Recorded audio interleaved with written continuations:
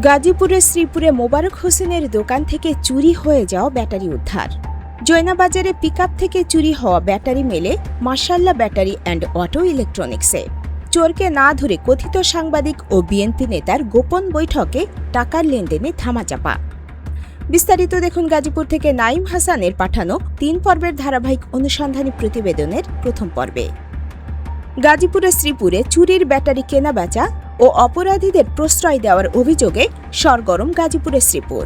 জয়নাবাজারের মাশাল্লাহ battery and auto electronics নামের দোকানে পিকআপ থেকে চুরি হওয়া একটি ব্যাটারি উদ্ধার হলেও দোকানদার মোবারক হোসেন ও স্থানীয় কিছু সংবাদকর্মী এবং এক বিএনপি নেতার যোগসাজশে ঘটনাটি ধামাচাপা দেওয়ার অভিযোগ উঠেছে। ভুক্তভোগী মোহাম্মদ শামীম মিয়া জানান, বৃহস্পতিবার সকাল 11:30টার দিকে তিনি পিকআপ গাড়ির কাছে গিয়ে দেখেন ব্যাটারি নেই। পরে আশেপাশের দোকানে খোঁজ নিতে গিয়ে জয়নাবাজারের ওই দোকানে নিজের ব্যাটারি দেখতে পান। শামীম দাবি করেন, দোকানদার মোবারক প্রথমে স্বীকার করেন তিনি চোরকে চিনেন এবং ধরিয়ে দেবেন, কিন্তু পরে কৌশলে মত বদলে বলেন, আমি 180 টাকা কেজি দরে 4500 টাকায় ব্যাটারি কিনেছি, 3000 টাকা নগদ দিয়েছি, 1500 টাকা বাকি। শামীমের অভিযোগ, দোকানদার প্রথমে চোরকে ধরিয়ে দিতে রাজি থাকলেও পরে তাকে পালাতে সাহায্য করেন। এরপর দোকানে বসিয়ে রাখার নামে 1.5 ঘন্টা সময় নষ্ট করে রাতের আধারে সব গুছিয়ে নেন। পরে দেখা যায় সিসিটিভি ফুটেজ থেকেও ঘটনার গুরুত্বপূর্ণ অংশ মুছে ফেলা হয়েছে। এই ব্যাটারি তোমার ভাই ব্যাটারি স্যার, এটা আমার প্রমাণ আছে ভাঙা স্যার, আপনি আড়াই ভাঙি আসছিলাম। ওরা আমার প্রমাণ জিজ্ঞাসেন, প্রমাণ কি? পরে কই ভাই যে আমার ভাঙাই আমি যাইছি, পরে কই আচ্ছা ঠিক আছে এটা আমি কিনছি। পরে আমি আইসি আয় কই ভাই ব্যাটারি আমার। পরে হ্যাঁ জিজ্ঞাসা করছি কত কিনছো? আমি 4500 টাকা কিনছি, 3000 টাকা বাকি নগদ দিছে, 1500 টাকা বাকি আছে। পরে আমি কইছি ভাই তাহলে বাকি তাহলে হ্যাঁ আইবো, হ্যাঁ কি আর আধা ঘন্টা পরে আইবো। হ্যাঁ কে সুরাইবো আধা ঘন্টা পরে। আচ্ছা 1500 টাকা নিব। কে বলছে? ওই যে দোকানদার ভাই। পরে আইসি আবার পরে অনেকক্ষণ বই রয়েছি, পরে আড়াই ঘন্টা পরে কাকা আইছে দোকানদার মেন যে মালিক আইছে। এটা তো ব্যাটারি তো সুরে পরে কাকা দেখি আমি তো এই পারে 1500 টাকা দিয়ে আইছি, বাকি টাকা দিয়ে পড়ছি। কোথায় দিয়ে আসছে? ওই পাশে মানে রাস্তার ওই পাশে মানে। আচ্ছা, স্থানীয়রা জানান, দোকান মালিক মোবারক হোসেন ও কিছু প্রভাবশালী সংবাদকর্মী এবং এক বিএনপি নেতার উপস্থিতিতে রাত 9টার দিকে গোপন বৈঠক হয়, যেখানে আর্থিক লেনদেনের মাধ্যমে বিষয়টি মীমাংসা করে ফেলা হয়। একজন প্রত্যক্ষদর্শী বলেন, চোরের নাম সবাই জানে, দোকানদারও জানে, কিন্তু টাকার খেলা শুরু হতেই সবাই চুপ। সিসিটিভি আছে, কিন্তু এখন ফুটেজ নেই। স্থানীয় বাসিন্দারা ক্ষোভ প্রকাশ করে বলেন, এই ধরনের দোকানদাররাই এলাকায় চুরির পরিবেশ তৈরি করছে। তারা কম দামে চোরায় মাল কিনে পরে প্রশাসনকে ধোঁকা দিয়ে পার পেয়ে যায়। এতে সাধারণ মানুষ ক্ষতিগ্রস্ত হচ্ছে, আর চোরেরা আরো উৎসাহিত হচ্ছে।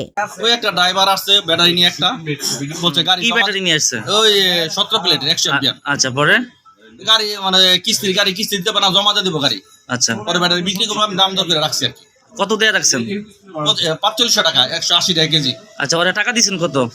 প্রথম 3000, পরে 1500। 1500 কতক্ষণ পরে দিয়েছেন? এটা বিকাল বেলা দিছি। আর 3000 টাকা দিয়েছেন কখন? এই 11টা বাজে সব রাখছি ওই সময় আর কি। তার মানে যে আপনার কাছে বিক্রি করছে সে কি আপনার পরিচিত, পূর্ব পরিচিত? ড্রাইভার, স্ট্যান্ডার্ড ড্রাইভার, অনেকে চিনে, অনেকে বলছে হ্যাঁ ড্রাইভার। আমার এমনি পুরো ড্রাইভার তো সবাই চিনি। দোকানদার মোবারক হোসেনের ছেলে পরাণ বলেন, আমরা ব্যবসা করি লাভের আশায়, কম দাম পেলে কিনে। আমি তো যেহেতু ব্যবসা করি দুটো লাভের আশা করি নাকি, আপনি নিয়ে আসছেন আমি কিনছি, কারণ আপনি ব্যাটারিটা চুরি করাচ্ছেন নাকি? আচ্ছা, আপনি চিনেন, কিভাবে চিনেন বলুন তো দেখি একটু।